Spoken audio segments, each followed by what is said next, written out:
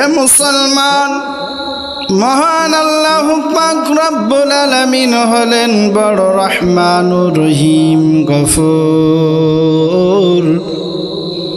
আপনি যদি পাহাড় সমান অন্যায় করে থাকেন, আমার আল্লাহ তাআলা আল্লাহ পাকের কাছে চোখের পানি ঝরিয়ে যদি দোয়া চান, আল্লাহ পাক রব্বুল আলামিন আপনার দোয়া কবুল করে নিয়ে জিন্দেগির সমস্ত গুনাহগুলো আল্লাহ মাফ করে দেবে।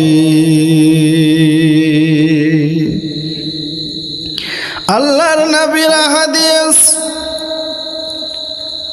আল্লাহর নবী সাল্লাল্লাহু আলাইহি ওয়াসাল্লাম বলেছেন, বলে সাহাবীরা,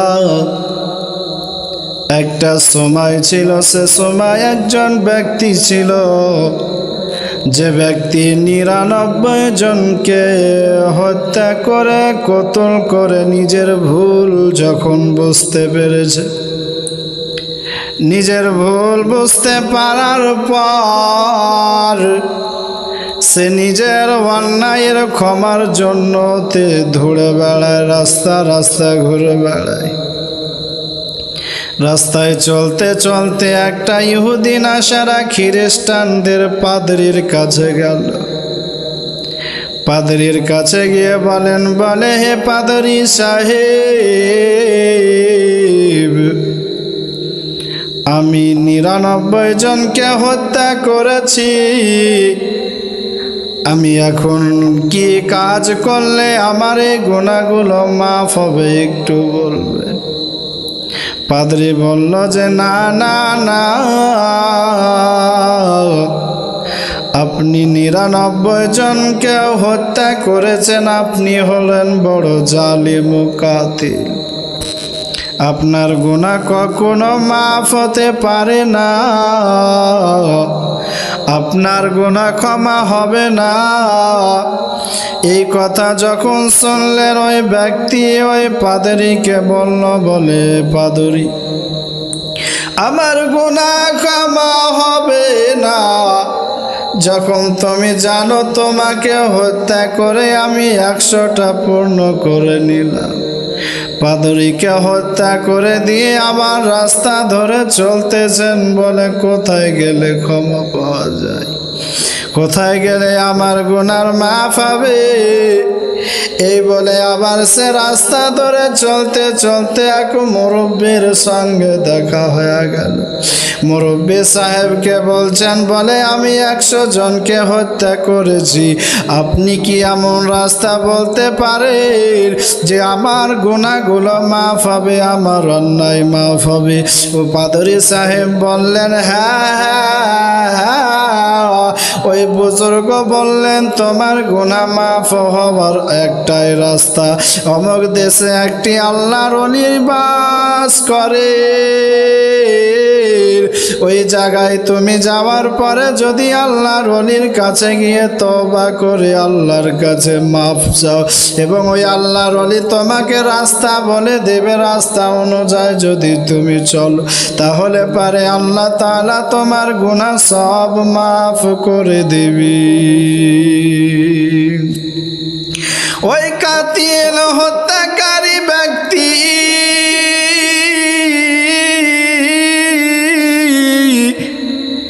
সোজা বাড়ি চলে গেলেন। সন্ধ্যা হয়ে গেছে, সকাল হবে, উঠে আমি ওই আল্লাহর ওলির কাছে যাব, যাওয়ার পরে তওবা করে আমি আল্লাহর কাছে মাফ চেয়ে নেব। এই করে যখন বাড়ি গিয়ে শুয়েছে, সকালবেলায় আবার উঠে রাস্তা শুরু করলো, গোসল পানি করে নিয়ে পবিত্র হয়ে নিয়ে রাস্তা ধরে চলতেছেন। আল্লাহু পাক রব্বুল আলামিনের কাছে ক্ষমা কিভাবে পাওয়া যায়, এই বলতে বলতে রাস্তা ধরে চলতে চলতে দেখা গেল কিছু দূর যাওয়ার পরে ওই হত্যাকারী ব্যক্তি মারা গেল। মারা যাওয়ার পরে তাকে কবরস্থ করা হলো। আর কবরস্থ করার পরে এবার জান্নাতে এবং জাহান্নামের ফারিস্তারা এসে উপস্থিত। আসার পরে জান্নাতের ফারিস্তারা জান্নাতি লেবাস নিয়ে চলে এসেছি এবং জাহান্নামের ফারিস্তারা জাহান্নামের আযাব নিয়ে উপস্থিত হয়ে গেছে। আসার পরে জান্নাতি ফারিস্তারা বলতেছে, বলে আমরা এই ব্যক্তিকে নিয়ে যাব আল্লাহর জান্নাতে। আর ওই জাহান্নামের ফারিস্তারা বলছেন না না না না, আমরা নিয়ে যাব এই ব্যক্তিকে জাহান্নামে।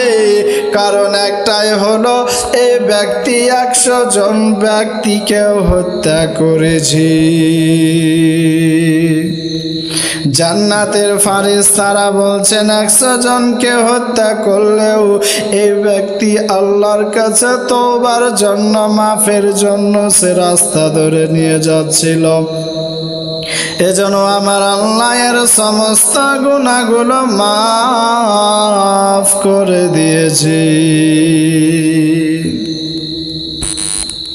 ফারিস্তাদের তুমুল ঝামেলা আমার আল্লাহ পাক আল্লাহ তাআলা ফারিস্তাদেরকে ডাক দিলে ফারিস্তাদেরকে ডেকে বললেন, বলে আমার ফারিস্তারা, তোমরা ওই ব্যক্তির বাড়ি থেকে আল্লাহ আর নেক বান্দার বাড়ি পর্যন্ত জায়গাটা মাপো। আর যে ব্যক্তি যেখান পর্যন্ত গিয়ে মারা গেছে ওই জায়গা পর্যন্ত মেপে না। যদি ওলির দরবারে যাওয়াটা বেশি হয়ে যায় তাহলে পারে তাকে মাফ করে দাও, নাজাত করে জান্নাতের দিকে নিয়ে যাও। আর যদি বাড়ির দিকটা কাছে হয় আর ওলির জায়গার দিকটা রাস্তা লম্বা হয়ে যায় তাহলে পারে তাকে জাহান্নামের দিকে নিয়ে চলে যাও। এই কথা বলে ফারিস্তারা মাপামাপি শুরু করলো। মাপতে মাপতে গিয়ে দেখা গেল যে বাড়ি থেকে আল্লাহর ওলির দরবারের দিকটা বেশি হয়ে গেল। আমার আল্লাহ পাক রব্বুল আলামিন কুদরতের ইশারায় আল্লাহ তাআলা ওই গুনাহগার পাপী কাতিলের কথা, মনের কথাটা বুঝেছেন এবং আমার আল্লাহ বললেন, যাও যাও, তুমি যখন আমার জন্য, আমার কাছে তওবা করার জন্য তুমি দিল থেকে অন্তর থেকে ভয় করেছো রে বান্দা, আমি আল্লাহ তোমার জিন্দেগির গুনাহ মাফ করে দিলাম। এই বলে আমার আল্লাহ কুদরতি ইশারায় যে রাস্তাটা লম্বা করে দিল। আর লম্বা করে দেওয়ার পরে ফারিস্তারা জান্নাতের দিকে নিয়ে চলে গেলি। একজন আল্লাহর ওলি রাস্তা ধরে চলে যাচ্ছে।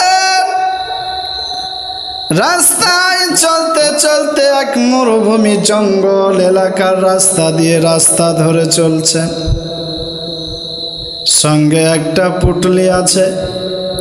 পুটলিতে এমন কিছু নাই, কিছুটা খাবার, পানি, একটা কোরআনুল মাজিদ আর কিছু নাই। সঙ্গে করে নিয়ে তিনি চলে যাচ্ছেন রাস্তা ধরে। ফকির মানুষ রাস্তা দিয়ে চলতে চলতে জঙ্গলের মধ্যে যখন পৌঁছে গেলেন বুজুর্গ, তখন ডাকুর সঙ্গে দেখা হলো। ডাকুতে বুজুর্গকে ঘিরে ধরেছে। একজন ডাকু এসে বুজুর্গকে ধরে চাকু দেখিয়ে, ছোরা দেখিয়ে বলছেন, বলে, হে ফকির সাহেব, আপনার কাছে কি আছে বের করেন, যা আছে টাকা পয়সা সব আমাকে দিয়ে দেন। আল্লাহর ওলি বুজুর্গ ওই ডাকুর দিকে একটা নজর দেখলেন। দেখার পরে আল্লাহর ওয়ালি বলছেন, বুজুর্গ যে হে ডাকো, তোমাকে এটাই অভ্যাস বা কাজ যে তুমি ডাকাতি করে খাও, চুরি করে খাও? বলে হ্যাঁ। বলে আমার কাছে এমন কিছু পাবা না, তবে তোমাকে আমি একটা জিনিস দিতে পারি। বলে কি? ইলিম দিব এবং জ্ঞান দিয়ে যাব, একটু যদি ধৈর্য ধরো, সবর করো। বলে কি হুজুর? বলে ফকির বলছেন, বলে বাবা ডাকু, তুমি কি বিয়ে শাদী করেছো? তোমার বাবা মা সবাই কি রয়েছে? বলে হ্যাঁ, আমার বাবা মা আছে, বিবি আছে, 2টি সন্তান আছে। বলে বাবা তুমি তাহলে ডাকাতি চুরি করে সংসার চালাও? বলে হ্যাঁ। বলে তুমি কি জানো না ডাকাতি করা, চুরি করা আল্লাহর কাছে বড় অপরাধ? বলে জানি তো, কিন্তু তবুও কেন তুমি অন্যায় কাজ করো? তখন বললে উপায় নাই, কাজ কাম পাওয়া যায় না, ডাকাতি চুরি করে আমার সংসার চলে যায়। ওই বুজুর্গ ফকির আল্লাহর ওলি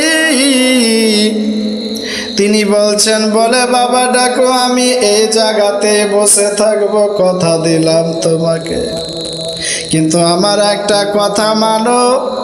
কথা হলো তুমি বাড়ি যাও, আজ ডাকাতি এবং চুরি করে তুমি বাড়ি নিয়ে যাও টাকা পয়সা, এতে তোমার সকলে অংশীদার হয়ে যায়, সকলে ভাগ নিতে চায় রে বাবা। কিন্তু তুমি তোমার বাবা মা, বিবি, ছেলে, সন্তানদেরকে জিজ্ঞাসা করবা যে ডাকাতি করে চুরি করে যে গুনাহ হয়, ওই গুনার ভার কি তোমার পিতা মাতা তোমার গুনার ভারটা নেবে? তোমার বিবি নিবে কিনা? তোমার ছেলে মেয়েরা নিবে কিনা? একটিবার তুমি জেনে আসো গিয়ে রে বাবা। ওই ডাকু তখন আস্তে আস্তে বুঝতে পারলে যে ফকির আমাকে ভালো কথা বলছেন, এটা তো একটা বাস্তব কথা। এ কথা বলে ডাকু চলে গেলেন বাড়ির দিকে। বাড়ি যাওয়ার পরে বাড়িতে প্রবেশ করতে বাবার সঙ্গে দেখা হয়ে গেল। বলে বাবা গো, গো আব্বা হুজুর, ও গো আমার জান প্রাণের বাবা, আপনার কাছে একটাই আমার আবেদন, গুজারিশ এবং জানার বিষয় গো বাবা। আমি এতদিন কোথা থেকে রোজগার করলাম, কোথা থেকে ইনকাম করে আনলাম, এই কথা আপনি কোনোদিন আমার কাছে জানতে চান নাই। তবে আব্বা গো আমার কথা হলো, আপনি আমার রোজগার খেয়ে এখন আমার কাছে লালন পালন হচ্ছে।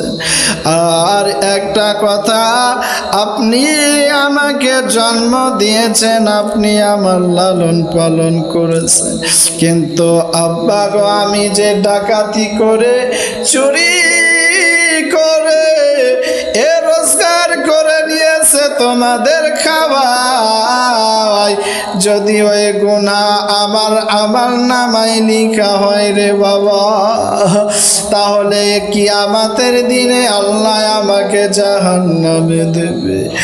এ আমার পিতা বলেন, ওই গুনার ভাগ কি আপনি কিছুটা নিবে?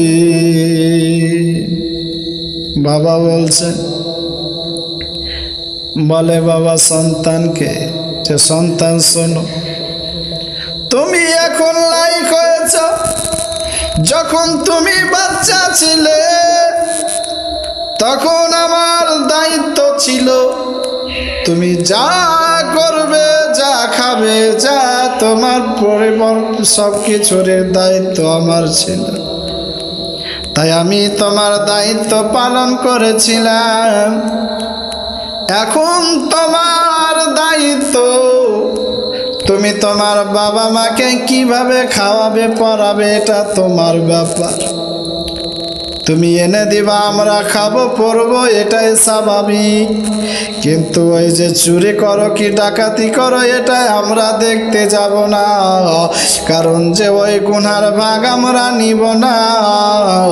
তোমার গুনার ভাগ তোমাকেই নিতে হবে।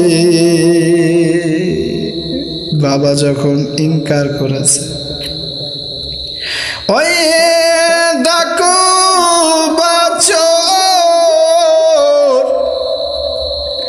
আবার দৌড়ে চলে গেলেন মায়ের কাছে। মায়ের কাছে গিয়ে বলছেন, বলে মা, আমি ডাকাতি করে চুরি করে টাকা রোজগার করে নিয়েছে তোমাদের খাওয়াই।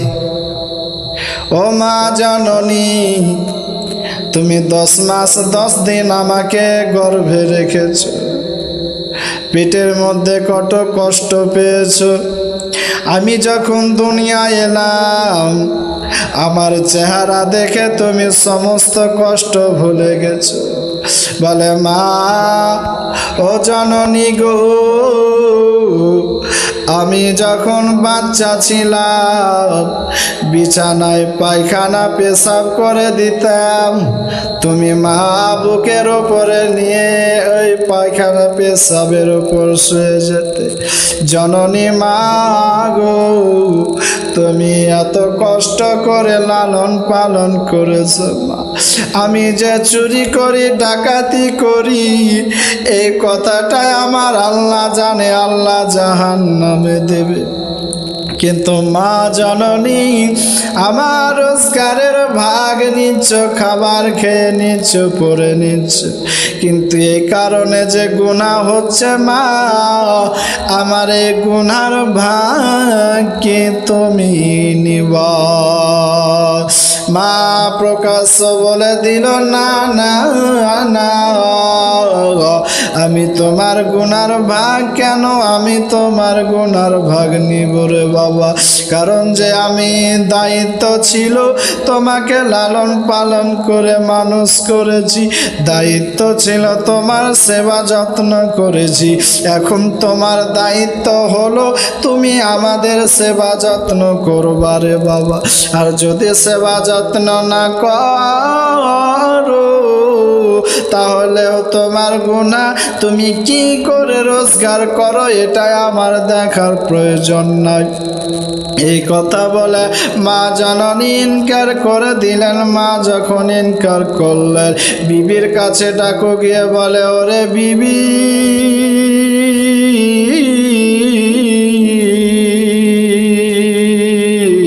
ওরে আমার প্রাণের বিবি, তোমার জন্য যাহা কিছু করে আমি সবই তোমার জন্য, যা কিছু করলাম সবই তোমার জন্য, তোমার ভালোবাসার জন্য। ওরে বিবি, আমার কথা হলো আমি যে রোজগার করে নিয়ে এসে দিই, ভাগ তোমরা নাও, খাওয়া পড়া সব করো, কিন্তু আমার কথা হলো আমি ডাকু এবং ডাকাতি করে চুরি করে যে নিয়ে এসে দিই, ডাকাতি করতে গিয়ে চুরি করতে গিয়ে যে গুনাহগুলো হয় ওই গুনার ভার কি তুমি নিবারে বিবি? বিবি বলছেন, না না না, কখনো না, আপনার গুনার ভাগ আমরা কখনো নিব না গো স্বামী। এ কথা বলে ডাকু চলে গেলেন সন্তানদের কাছে। সন্তানদের কাছে গিয়ে বলে, ওরে আমার সন্তানেরা, বলো তোমাদেরকে আমরা এত কষ্ট করে মানুষ করছি, এত কষ্ট করে লালন পালন, যেটা মনে চায় সেটা চাও দিয়ে দেওয়া হয়,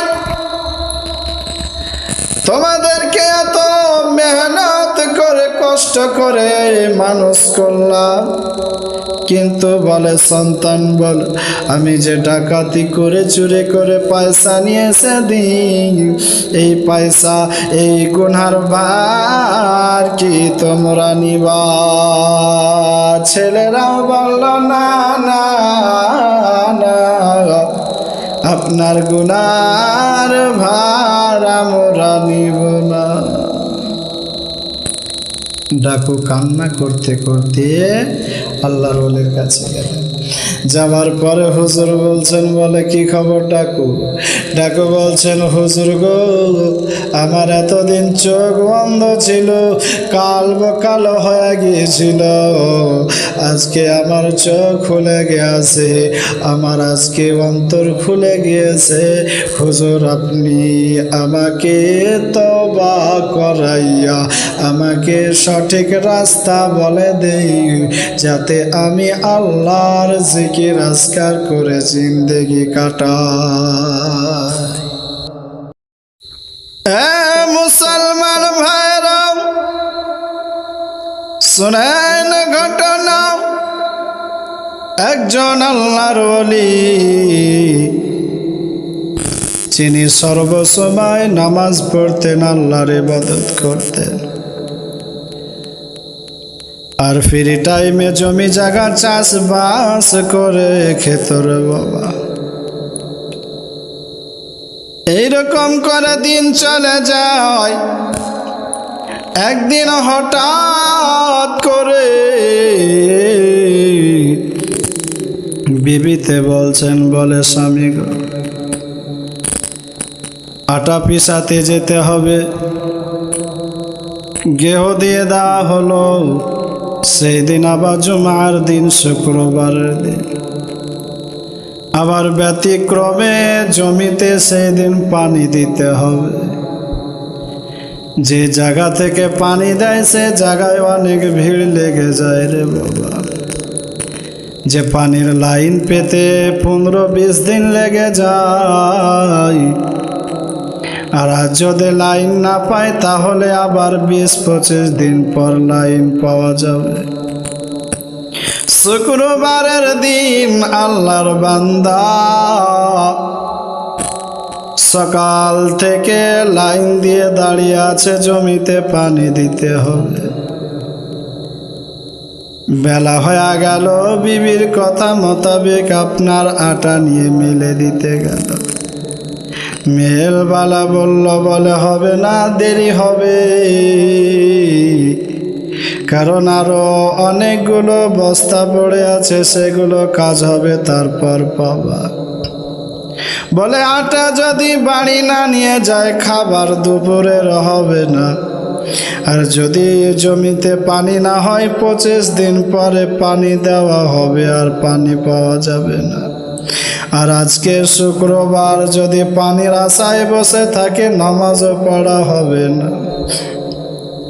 এই চিন্তা করতে করতে আটার বস্তাটা, আপনার গেহুর বস্তাটা মিলের কাছে পৌঁছে দিয়ে আসলো। আসার পরে আবার ক্ষেতের কাছে গেল, লাইনে দেখতে যে কি খবর হলো। বলছেন না, একজন হবে, তারপর আপনার লাইন পাওয়া যাবে। আল্লাহর বান্দা বাড়ি গিয়ে দেখছেন মসজিদ থেকে আজানের ধ্বনি আসতেছে। গোসল পানি করে জামাটা নিয়ে তিনি মসজিদের দিকে চলে গেল। মসজিদের দিকে যাওয়ার পরে চিন্তা করছেন, আল্লাহ, আজকে জমিতে পানি না দেওয়া হলে পারে আর 25 দিন পানি দেওয়া হবে না। আর যদি আটা না পায় তাহলে পারে আমার বাড়িতে খাবারও হবে না। আবার ব্যতিক্রমে বাড়ি থেকে বের হচ্ছেন নামাজের জন্য। অমন সময় বাড়ি থেকে একটা গাভী ছুটে পালিয়ে গেল জঙ্গলের দিকে। জঙ্গলে গাভীন চলে গেলে বাঘে খেয়ে নেবে, বাঘে তাড়া করবে, খাম করে দেবে।